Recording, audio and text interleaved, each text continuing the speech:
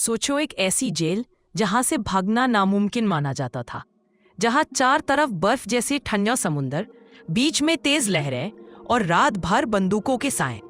और फिर एक रात 3 कैदी बिना किसी अलार्म के, बिना किसी गार्ड को पता चले हवा हो जाते हैं। सुबह जब जेल खुलती है तब पता चलता है कि अमेरिका की सबसे सुरक्षित जेल अल्काट्राज़ से कैदी भाग चुके हैं। आज तक किसी को नहीं पता वो जिंदा बचे या समुंदर में खो गए। ये कहानी है फ्रैंक मॉरिस की। फ्रैंक मॉरिस का जन्म 1 सितंबर 1926 को वॉशिंगटन डीसी में हुआ था। बचपन ही से उसकी जिंदगी आसान नहीं थी। सिर्फ 11 साल की उम्र में माँ बाप ने उसे छोड़ दिया। अनाथ बनने के बाद सड़कों पर रहा। भूख और मजबूरी ने उसे चोरी की तरफ ढकेल दिया। पहले छोटी मोटी चोरियां, फिर धीरे धीरे बड़े जुर्म। 13 साल की उम्र में पहली बार जेल गया। जेल से निकलता फिर वापस आता। लेकिन फ्रैंक सिर्फ एक आम अपराधी नहीं था। पुलिस रिकॉर्ड्स के मुताबिक उसका IQ 133 था, मतलब दिमाग तेज, प्लानिंग ने मास्टर। इसी दिमाग की वजह से वो कई जेल से भाग चुका था। फ्लोरिडा स्टेट प्रिजन, लुइजियाना और कई जगह से एस्केप कर चुका था। हर बार पुलिस हैरान रह जाती थी। 1960 में एक बैंक रॉबरी के केस में जब पुलिस उसे पकड़ती है तब फैसला होता है कि इस आदमी को अब नॉर्मल जेल में नहीं रखा जा सकता। ये भेजा जाता है अल्काट्राज़ जेल, जिसे द रॉक कहा जाता था। एक ऐसी जेल जहां से 1934 से 1962 तक जितनी भी भागने की कोशिश हुई, या तो कैदी मरे या पकड़ गए। अल्काट्राज़ सैन फ्रांसिस्को बे के बीच एक पत्थरी आइलैंड पर बनी थी। पानी का टेम्परेचर 10 डिग्री होता था। लहरें इतनी तेज कि स्ट्रॉन्ग स्विमर भी थक जाएं। गार्ड्स हर घंटे चेकिंग करते थे। रात को रोशनी इतनी तेज होती थी कि अंधेरा नाम का कुछ नहीं। फ्रैंक मॉरिस को बी ब्लॉक के सेल नंबर 138 में रखा गया। यही उसकी मुलाकात जॉन और क्लैरेंस एंगलिन से होती है, जो असल में फ्लोरिडा के 2 भाई थे। बचपन से साथ, चोरी डकैती साथ और जेल भी साथ। उनका एक और साथी एलन वेस्ट भी पास के सेल में था। धीरे धीरे दोस्ती हुई और फिर जेल के रूटीन को ऑब्जर्व करते हुए उन्होंने एक चीज नोटिस की।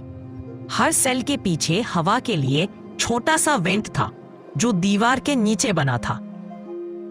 सालों की नमी और नमक की वजह से वहां का कंक्रीट काफी कमजोर हो चुका था। और यहीं से शुरू होती है सबसे खतरनाक प्लानिंग। फ्रैंक और उसके साथियों के पास कोई औजार नहीं थे, ना हथौड़ा, ना मशीन, ना ड्रिल। उनके पास सिर्फ एक ही चीज थी जो जेल में आम थी, चम्मच। भोजन कक्ष से चुराए हुए चम्मच। हर रात जब जेल की बत्तियां बंद होती थी, फ्रैंक चुपचाप चम्मच से दीवार को धीरे धीरे खोदता था। आवाज छुपाने के लिए कोई कैदी गाना गुनगुनाता, कोई पानी चलाता, ताकि गार्ड्स को शक न हो। ये काम 1-2 दिन नहीं, बल्कि महीने दर महीने चलता रहा। दिन के वक्त जो मिट्टी और पत्थर निकलता, उसे जेब में भरकर एक्सरसाइज के मैदान में जाते वक्त चुपके से जमीन पर गिरा देते। किसी भी रक्षक को कभी शक नहीं हुआ। धीरे धीरे दीवार का सुराख बड़ा होता गया।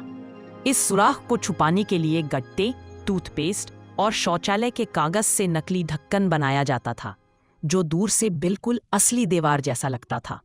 लेकिन सबसे ज्यादा तेज दिमाग वाला आइडिया था नकली सिर बनाना।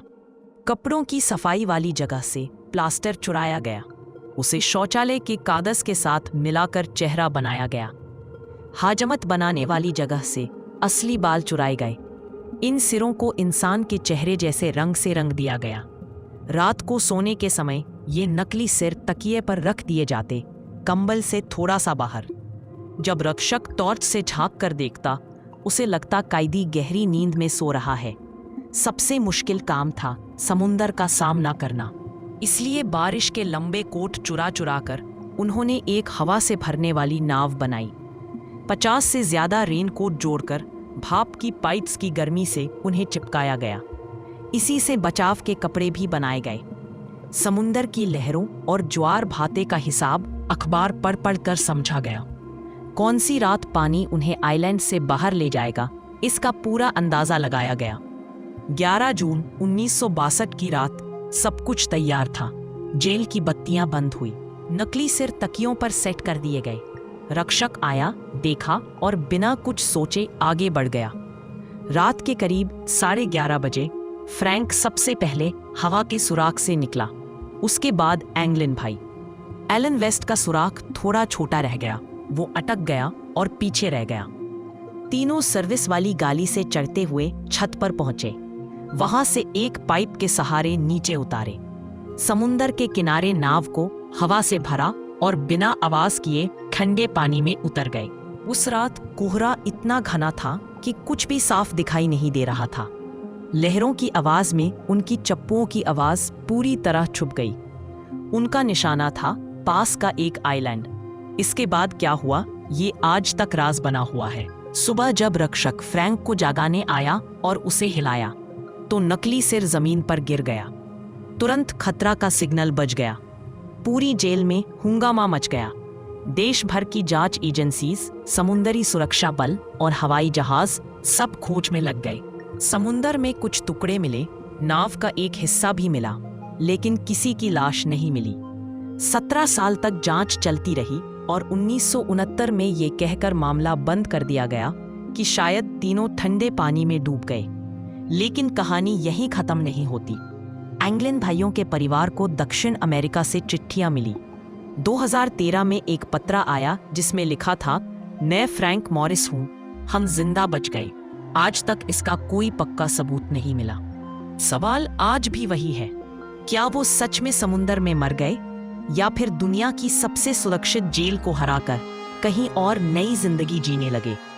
अल्काट्राज का ये राज आज भी जिंदा है, बिल्कुल फ्रैंक मॉरिस की तरह।